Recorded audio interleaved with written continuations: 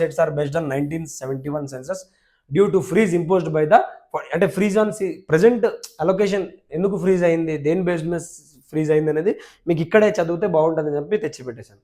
Current Lok Sabha seats are based on 1971 census అనమాట, due to freeze imposed by the 42nd amendment, extended till 2026 by the 84th amendment.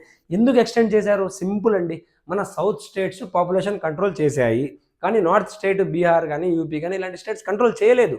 ఒకవేళ boundaries redraw చేస్తే population వాళ్ళది ఎక్కువ ఉంటుంది కదా, వాళ్ళకి ఎక్కువ కాన్స్టిట్యున్సీస్ వెళ్తాయి.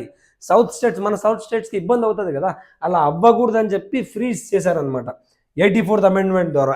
ఎప్పుడు వరకు చేశారంటే 2026 వరకు.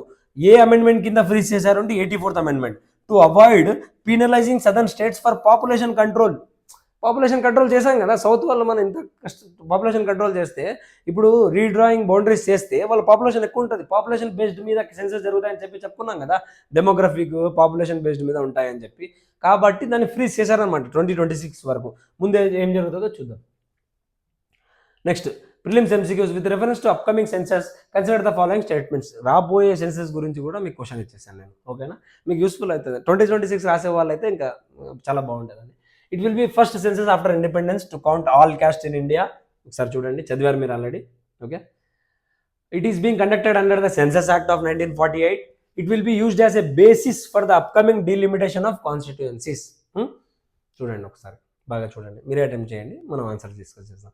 Census 2026-27, okay.